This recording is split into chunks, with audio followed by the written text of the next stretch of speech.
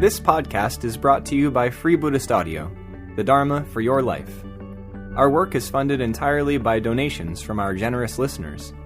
If you would like to help us keep this free, make a contribution at freebuddhistaudio.com/donate. Thank you, and happy listening.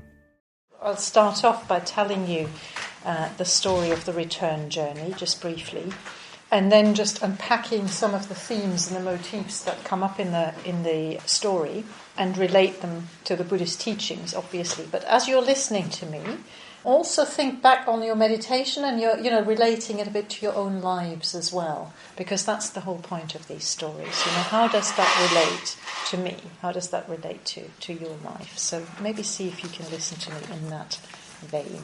So I'll start off just by briefly retelling the story. It's quite an archetypal story in a way. So in the story, a young man leaves his father and he runs far away to live in a different country. And it says in the story, interestingly, and we'll come back to that, for 10, 20 or even 50 years. So timings are quite vague in the story, and there might be a meaning in that. So for a long time, he runs far away. Doesn't say why he's run away so far from home.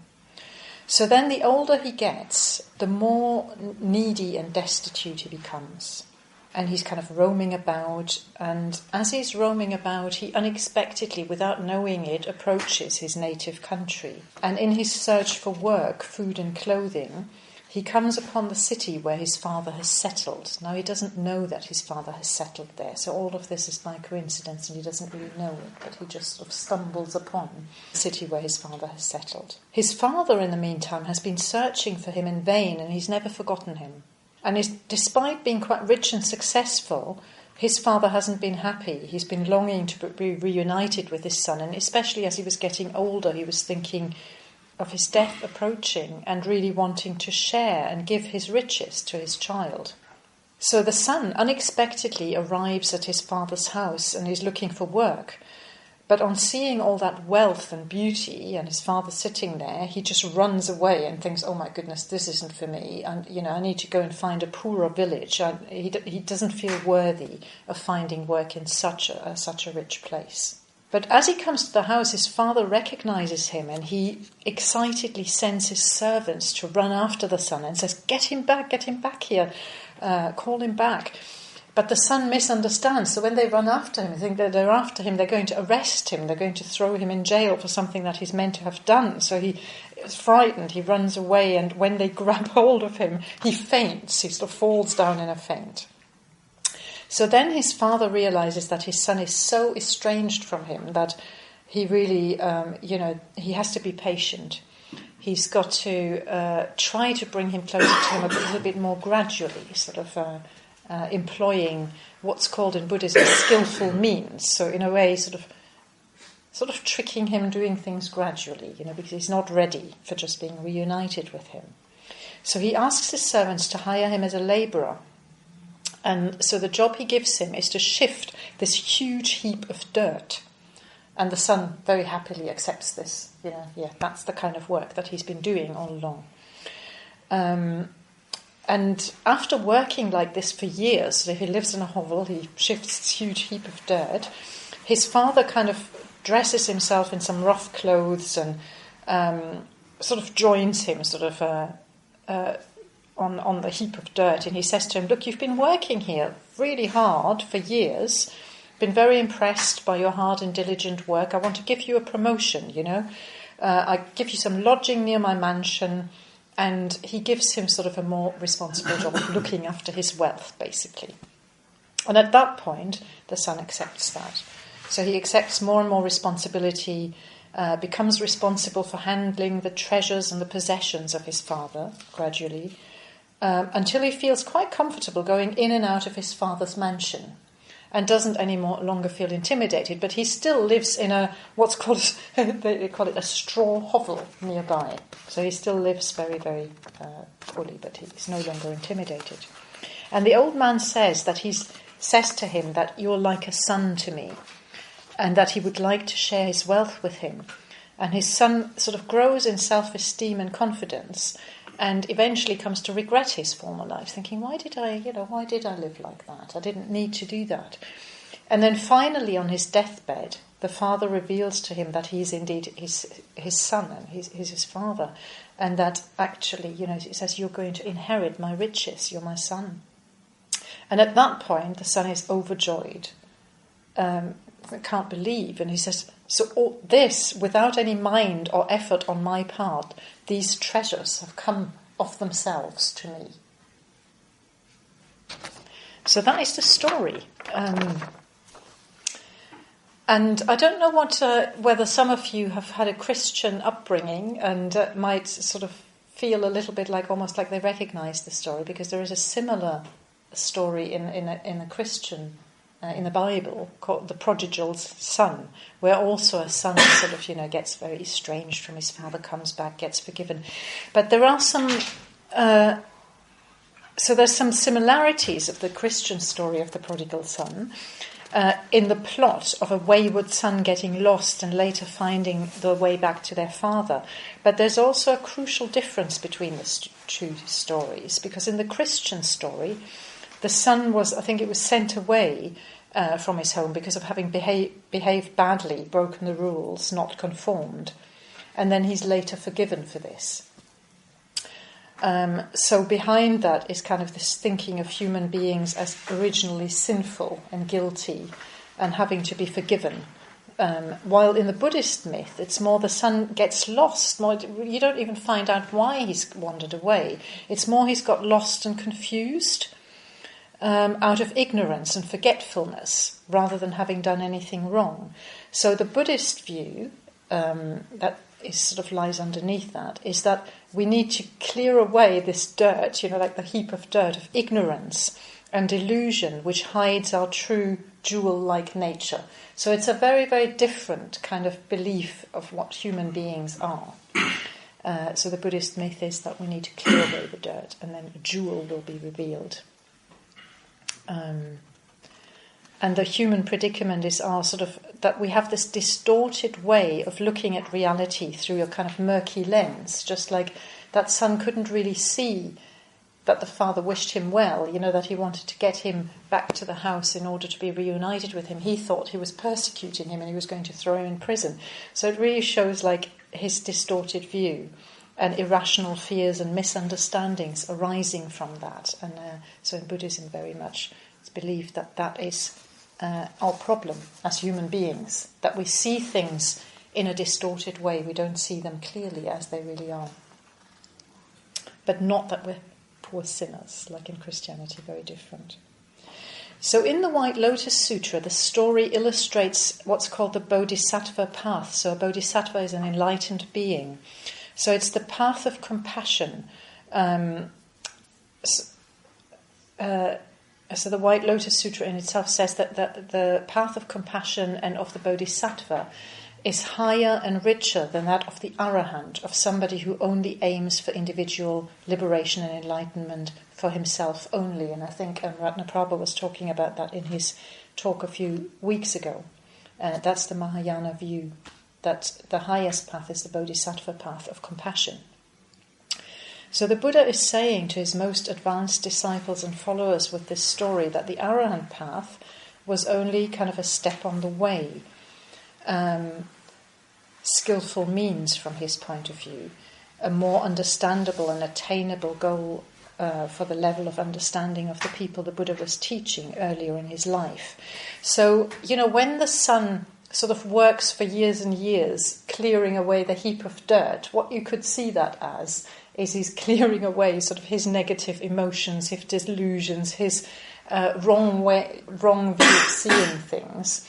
And only when he's done that, when he's sort of cleared away this individual heap of dirt of the sort of messed up emotions in a way, can he see a little bit more clearly, and can he be receptive to the riches that he's being offered.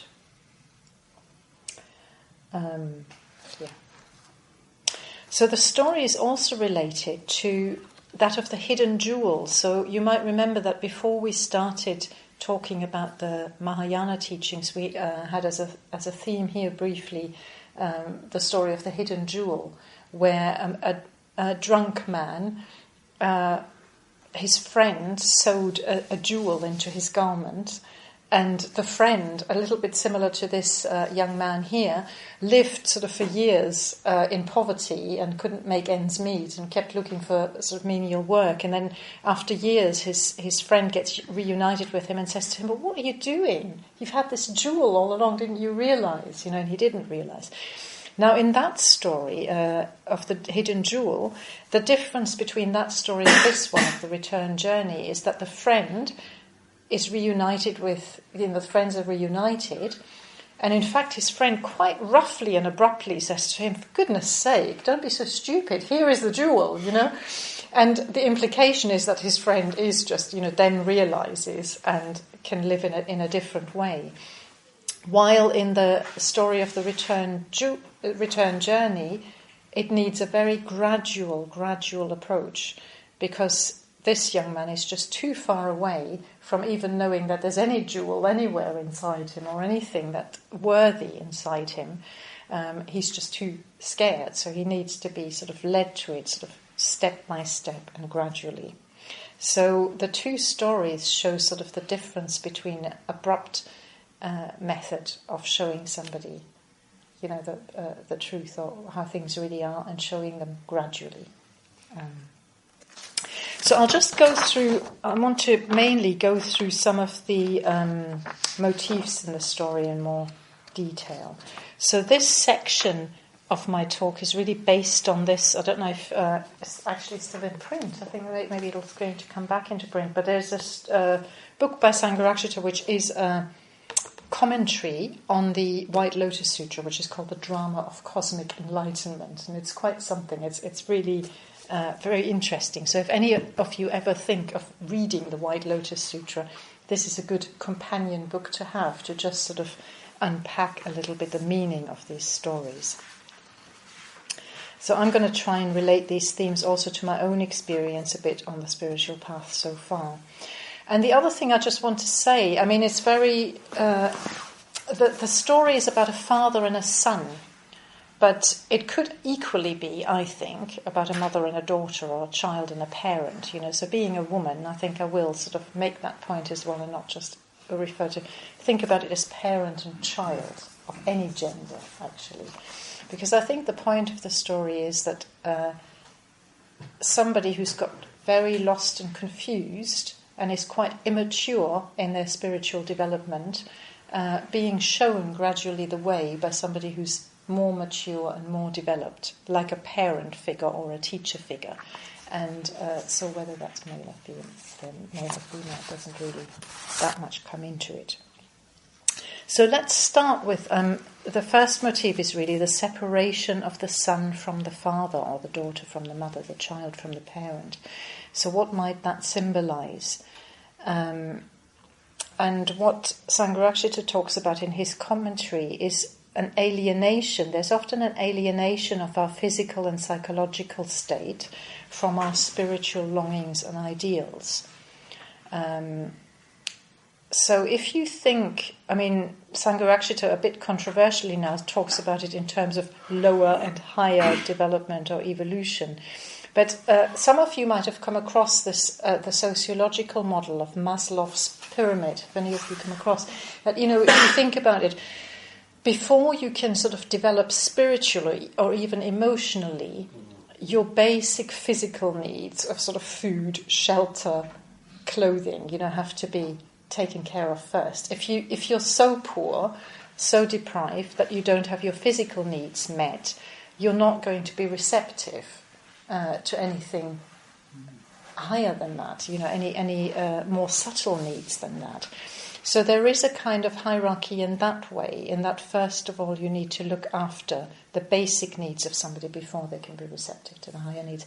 And in a way the story illustrates that. The son is so, can't recognise anything about this mansion and is in fact frightened of it at first, and needs to sort of spend years sort of clearing away this heap of dirt and just building up some self-esteem in a way, and some belief in themselves that they can work hard and that they've deserved something before they can be receptive to anything else.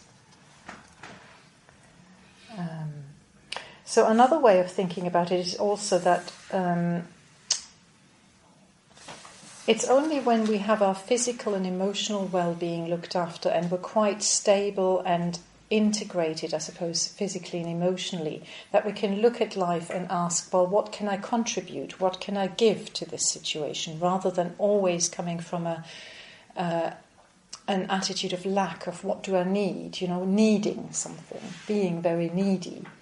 We need to sort of develop as individuals enough first by having our physical and emotional needs met before we can be in that happier state where we can feel we can contribute something and we don't just feel poor and lacking in confidence or lacking in anything to offer and afraid of others in the world.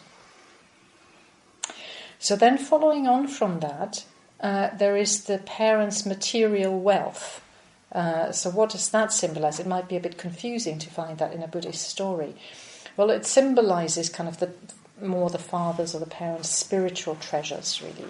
So his great wealth sort of shows that he's living from that place of growth and development where he wants to offer something. He wants to find his son. He wants to offer some of his riches and some of what he's learned, rather than simply satisfying his basic needs. So he's coming from a much wider, higher perspective, the father. And then the father or the parent never forgets his child. He always thinks of him, longs for a reunion. So you can look at that as the parent sort of seeing the child suffering from this wider perspective and his potential to overcome it.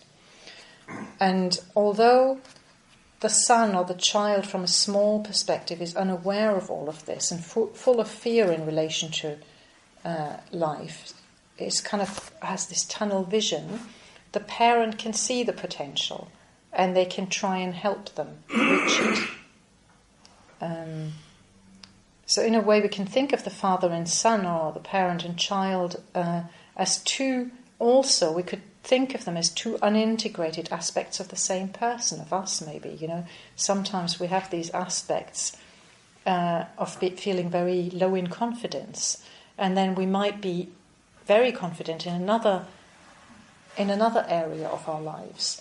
And in a way, we need to bring those parts of ourselves closer together, and that can sometimes take quite some time and quite some hard work to kind of heal and make it possible for that person to live life to their full potential and to develop our minds to our full potential. One example from philosophy, I suppose, would be there is, some of you might have come across, there's Plato's parable of the cave. Have any of you come across that?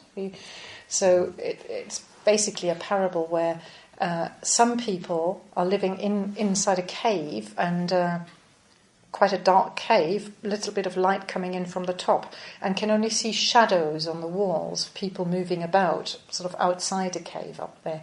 And they think that the shadows are all there is, that the cave where they live, the quite claustrophobic cave, is all there is, and the shadows are actually the only other beings there are. And they can't see the whole wider, bigger world outside. So it's a little bit like that, the father and the son. So the people from outside the cave need to find a way of showing the people in the cave, actually there's much more. The people in the cave themselves don't have that vision, they can only see where they are. They're sort of trapped in their small state of mind. So then there's the child inadvertently wandering back to the father's or the parent's home.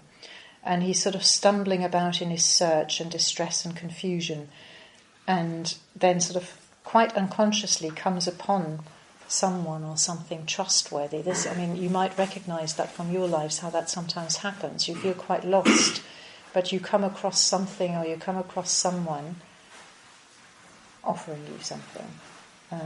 Somebody who can help us, something that can help us, although we might not have recognised it until much later, just like the son in the story. So I suppose one example from my own life is I sort of randomly booked myself, this was now about 18 years ago, I randomly booked myself onto this meditation course at the North London Buddhist Centre. At the time, I was feeling incredibly stressed at the time. I was quite messed up psychologically as well. And all I could think of was I need something to calm me down. And it was quite random that I just came across this course. And it happened to, it was this Buddhist movement. And then I really enjoyed the course and it really helped me. And a little bit later I went on a retreat at Christmas and then started going it was actually the East London Buddhist Centre. So through just doing this random meditation course, I was sort of led step by step to something that really made a massive difference to my life, actually, in retrospect. I misunderstood a lot of the things that were being taught. I criticised a lot of it. But something kept me hooked and something kept me going. And there was just this vague sense that there's something here, there's something here that can help me. So at first, sometimes we're quite afraid and maybe rejecting and may feel hostile to some aspects of spiritual practice because we don't want to change really, or we're afraid of real change, of something that would make a real difference, real deep transformation. But letting go of that fear is necessary in order to move forward. So I'm incredibly grateful, especially to some of my teachers at that time, because I must have been quite a pain in these classes. I remember the bodhisattvas, the beings made of light. I was making a lot of fun of them. I just thought it was some new age rubbish. It was so idealized. And I must have been. But people were so patiently explaining to me, no, you're not getting this quite right. And then I remember Maitreya Bandhu introducing me to this figure, Padmasambhava, who is not just a being made of light, but he was actually also a historical figure, and he's got a little frown rather than a smile. And I could relate to that figure, and he sort of could see that, that's probably the figure, sort of a stepping stone, And I thought I'm really grateful to him for having done that, and not sort of just dismissing me, So yes, I did eventually realise I had quite a large heap of dirt to clear away, just like that son in the story, in terms of very wrong views and sort of negative emotions that I had, lots of rage and all sorts of things. So interestingly, in his commentary, Sangharakshita likens the clearing away of the heap of dirt to psychoanalysis. I was quite amazed by that. I was just talking in the tea break to Mitrananda and saying that I am actually I'm a child psychotherapist, And another thing I often got quite angry about when I first came across the movement was in a lot of his writings, Sangharakshita writes very critically of any kind of therapy and especially of psychoanalysis. But actually this is an exception, Here he was actually talking about it in quite positive terms. And sort of in terms of that we sometimes have to recognise that it may well be necessary if you're in quite serious distress or mental confusion, that you might need some therapy. You might need to do something on that level, on that emotional level, again, before you can become receptive to maybe the Buddhist teachings, the spiritual teachings. You have to, first of all, be a little bit more in a balanced and positive mental state.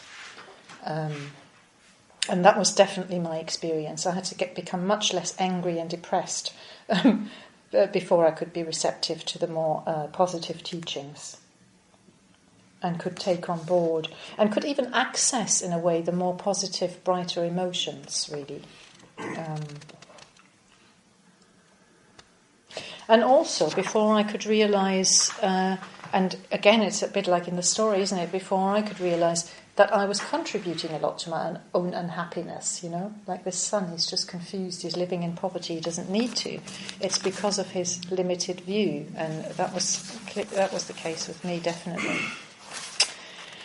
So then there's this theme of freely going in and out of the father's mansion, but still living in a straw hovel, which is quite interesting. So the son, the child gradually sort of grows in confidence. He can now maybe access and understand that there's a higher perspective from which to look at life, but maybe he's still clinging to sometimes I find that too. We're still, even though you can recognize something intellectually, you're still clinging to your own old habitual ways of going about life. You don't really want to change. So I found that very much in my own spiritual path. It's can relate it directly to the journey. So ever since my ordination, which was now 7 years ago, I've only very slowly and cautiously moved away from... I used to be quite a workaholic, really work far too much, looking a lot also for love and status, because of my work, because of my state, wanting appreciation for that. So I've only worked relatively slowly towards a bit more expansive letting go of these expectations and allowing myself to follow a bit of a deeper thread, regardless of what others think of that and of me. I didn't have any children or conventional family. All of those steps of not going down that route and doing something different were quite difficult and quite gradual for me too. But gradually I did find that deep friendships did fulfill quite a lot of my emotional needs, deep friendships in the Sangha. I left full-time work. I valued time and energy more than money and status gradually. And now I'm sort of planning to leave the city and my familiar, secure friendships and professional connections here in the city. And even now that I've decided to do that and I really want to do it and I'm excited about it, I'm also really still anxious about it. And I have my moments when I think, I'm not so sure about that. But I've lived here so long, I should just stay here. It's safe. It feels quite unsafe sometimes to really, really change. But in the meantime, I think I've had enough experiences of changing and of doing something that feels a bit uncomfortable, out of my comfort zone, and it working out well, that I can sort of live with those flashes of anxiety and still sort of go ahead. So then there's the theme of the return journey, which in a way stands again for the overcoming of alienation and maybe integration of our energies. So we might realize that sort of each of us has the potential to enlightenment, to become like the Buddha. And if we fully open up to that possibility and place it at the center of our lives and hearts, it may take a long time for this to ripen and develop, but eventually, if we allow it room to grow, like drops of water gradually filling a water jar is quite a lovely traditional Buddhist metaphor for this often very slow process, and it requires patience and persistence. We will move forward in our spiritual lives. And return also, I took return journey to mean that it's because an aspect of remembering maybe something genuinely happy in your childhood quite often, and taking that as a guide may well be helpful. So there is actually an example in the Buddha's own life story, which many of you will be familiar with, where the Buddha had been searching for a way out of suffering for quite some time. He'd sort of done all sorts of very harsh things to his body, hardly eating at all, and nothing had kind of helped. And what helped him forward in the end was just remembering a moment when, as a child, he'd sat under a rose apple tree, and I think his father and servants were ploughing the field in front of them, and there was nothing particularly spectacular happening. It was just an afternoon. He was sitting under a tree, he was watching them ploughing the field, and it was beautiful, and he was just feeling relaxed. And he just remembered that moment and thought, oh, maybe that's a clue as to what I should be doing. And that's what led him to then sit under the Bodhi tree, and meditate just until he'd gained enlightenment, rather than, he was eating things again. He thought, there's no point, actually, sort of almost killing my body. It's just sort of draining me of energy. What I need to do is this. So there might be some moment that we remember that helps us forward in our quest. And again, in my case, I suppose at the moment what I've got in my mind a lot is this moving out of the city. Where I'm moving to, I don't really have an existing connection to, particularly in Cornwall, but I do have a connection to nature in general, and that comes from my grandmother. And I do remember spending weekends with her, and I didn't realise as a child how significant she was for me, but just her living in this, literally in a house in the forest, and finding even a village too big, and really just loving her garden and connecting with animals and plants and knowing where the wild bushes were in the forest. All of that, it's become much more significant to me now as an adult, and I kind of almost want to emulate her. So that's quite interesting to me, that there is a kind of return in that way.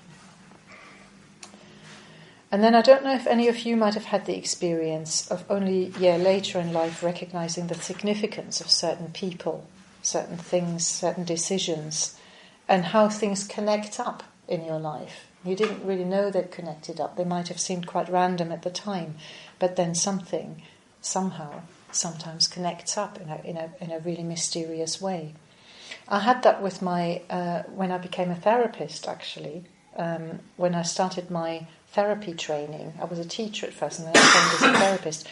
And when I told an old friend of mine in Germany that that's what I was going to do, I was going to become a child psychotherapist, she said, "Oh, yeah, that doesn't surprise me." She said, "You said that when you were 16. I said, "Did I?" And then she had been my best friend at the time, and she became anorexic at the time when we were teenagers, and had to actually go to an inpatient hospital. And she had child psychotherapy there. And I used to visit her in this place, and we both had sort of parents that we really would rather not have lived with, So I used to feel quite jealous of her living in this place and getting all this attention from these lovely people. And when I just before I left the country, actually, we were having this conversation. What are we going to do when we're 30? When we're 30, and I apparently said, and I did remember it when she told me, I'm going to be a child psychotherapist, and there I was actually doing that training pretty much at that time. So that's quite I don't know where these things come from sometimes. And then finally, it is time for me to stop. So the vagueness about time, it says that this child had wandered off for 10, 20 or even 50 years, which is a bit puzzling. But it's in the context of this wider recurring main teaching of the White Lotus Sutra, really, which indicates sort of the deeper meaning of the story. And this is quite a difficult teaching, but it basically what the story is pointing to here, I think, is that the story lies outside of and beyond linear time altogether. It doesn't really matter how many years he's been gone. It's not simply symbolising a journeying back to the past, but it's encouraging us to take a kind of leap of faith right here and now in the present moment, and to kind of integrate our bodies and minds and bring them closer together, so that all of our energy is available to take us further towards enlightenment, rather than pulling us away in a kind of self-sabotaging direction. So to develop the Shraddha, which is the Buddhist word for a kind of faith, but faith in terms of confidence, that we can really radically change and transform ourselves and become more and more like the Buddha. And that this can happen suddenly or gradually, it can happen quickly or slowly, it can really happen at any moment. So just like the reality of the Buddha's enlightenment is sort of always there, beyond our ordinary graspable dimensions of time and space, then also the possibility of us waking up or becoming liberated is always there at each moment, actually. And it might take us 3 lifetimes, it might take us 5 minutes, we don't know, is the truth. And it's not really about linear time. We hope you enjoyed this week's podcast. Please help us keep this free. Make a contribution at freebuddhistaudio.com/donate. And thank you.